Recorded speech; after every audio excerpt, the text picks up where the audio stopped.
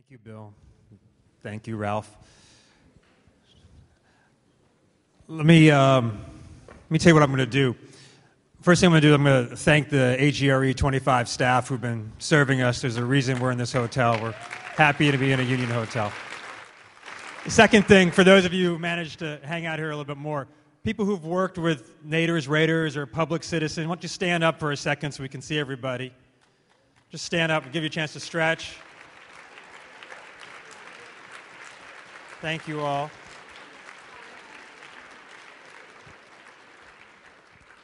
I have two things to do. I'm not going to claim I'm going to do it in 3 minutes, but not 30 either. The first is to convince you that the glory days of Public Citizen are not behind, that it's not just a living, breathing institution, it's a flourishing institution, that we are going to meet Ralph's challenge to do more and to do better. And the second is to flip back and get to the final stage of the program, which I'm enticing you all to stay for, which is a last honoring of Ralph and Joan and Alan and Sid. So I'll go fast without trying to talk too quickly. So I think the most persuasive way I can demonstrate the life of Public Citizen and the organizing acumen and the strategic insight and the ability to win and make a difference is to just quickly introduce the directors of our programs. So if you all could stand up, Lori Wallach, the Pippo who runs our Global Trade Watch program. David Arkish runs Congress Watch, a portfolio worthy of a president. Allison Zeev, who heads the leading public interest program in the United States, the litigation group. Tom Smitty Smith, who runs our Texas office. Tyson Slocum runs our energy program. Dr. Sidney Wolf continues on at Health Research Group. Angela Bradbury puts out our endless stream of press releases and gets the word out. Helen Katz, our brand new development director, who many of you are going to get to know very, very well. And Joe Stoshak, who keeps our books as our CFO and makes sure that keep the lights on at Public Citizen. You will not find, period, a more talented group of people than the 9 that I just said. Not in another public interest group, not inside government, not in a corporation. You will not find people who can match the quality and the talent, the spectacular energy, and the passion and commitment of my colleagues at Public Citizen, not to mention the rest of the staff who we stuck in the back. It's a game I play of a kind. I amuse myself with these things. That whenever I'm speaking about Public Citizen, whatever the time is, I can say this is what we've just recently done, and it's worth 3 years of an organization. So in the last month, say, we have forced the unsealing of Nixon grand jury testimony. Last week we argued a case at the Supreme Court to advance consumer rights. Lori, who's just fought in her Global Trade Watch team, fought this heroic fight to hold off approval of a series of Bush-negotiated NAFTA-style agreements that our president decided he wanted to push through, lost that fight, but has struggled to say it's heroic is to understate it. The ability to have held it off for so long was a remarkable achievement, and it's a harbinger of better things to come.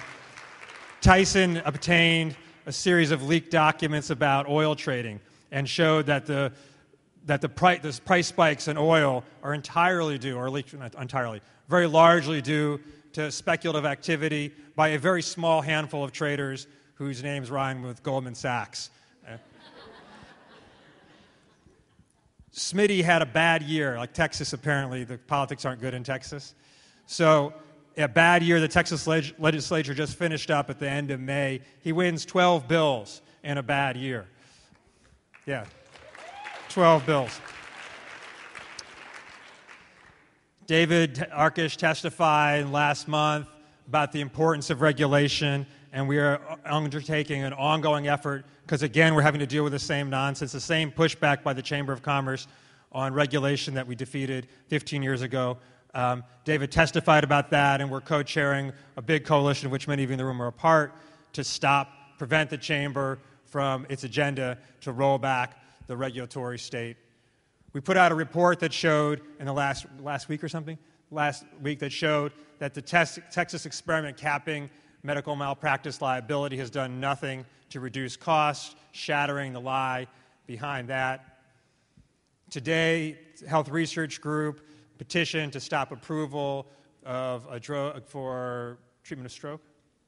The volume of stuff that's coming from the Health Research Group in the last year, Sid's been joined by Dr. Mike Carome and a bigger team, is just totally staggering. So 40 years, 50 years, we're with you, Sid. It's all good. And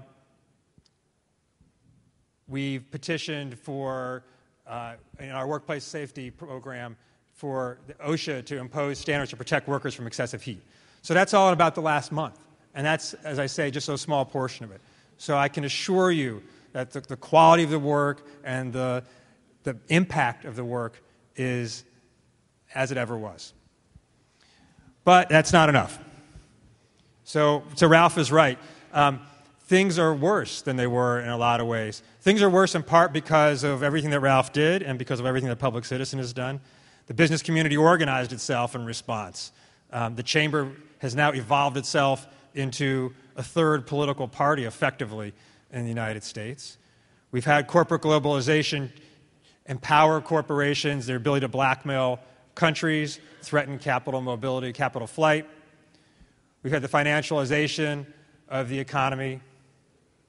We've had greater corporate control over new technologies, so we've got completely reckless experiments going on with the introduction of biotechnology, food, or corporations now pushing the edge on drone technology so we can have warfare without humans involved at all. Sounds like a good idea. We have the Supreme Court decision in Citizens United and the effective rule of a law of the jungle now and in the campaign finance area, which has some pretty important consequences. So we have a crazy Congress. Crazy Congresses come and go. But these things are serious trends that we're going to have to address as we go forward for the next 40 years, or at least as we look forward to what's going to happen when we all gather together again at the 50th anniversary. So we don't have it all mapped out, but we're going to try to do everything that we've done. I'm not going to stop doing anything that we're doing, but we are going to do more as well. So we're going to take on corporations more directly, call them out for their behavior, go after the corporate miscreants. Mr. Conyers still here? This is John Conyers in 1980, along with Waxman and Markey and some others, introduced a bill. Mark Green wrote a piece about it I just read in 1980 that would have made it a crime for corporations to endanger people through products or dangerous work conditions. He introduced the bill again last session, and we're going to push forward on that. So it's a pretty basic idea, but we're going to go on the offensive and make it a crime for corporations to put our lives at risk. We're going to take on the challenge of corporate globalization and not just fight these battles over trade agreements, but reverse the trend and have a trade policy and a globalization policy and an economic organization policy that advances people's interests, not just corporate interests. We're going to step up our efforts on dealing with climate change. We're facing an existential threat for humanity, and we have to do more about it. We're going to continue our push for a constitutional amendment to overturn Citizens United. We're going to do more to organize. We're going to do more on the internet. We're going to reach out to youth. We're going to tap the energy that is all around us but waiting to be organized. I think just one thing about Occupy Wall Street, the stuff about they don't have the right demands, as Bill said, it's self-evident what they're there for. They have actually quite articulate about their demands. But what's so important about what they're doing is not whether they can put forward a policy agenda. It's that they're giving some voice and direction and a way to manifest anger and take action instead of people turning to despair and staying at home or turning to reactionary populism. And that is the kind of energy that we are going to tap as we go forward. So I count on all of you to join us at the 50th anniversary, where we look back and recognize that we've done those things and challenge ourselves. Ralph will come up and tell us, yeah, it's been all right for the last 10 years, but why don't you guys do a little bit more? And we will thank him for the challenge as we do, and we will try to rise up to it.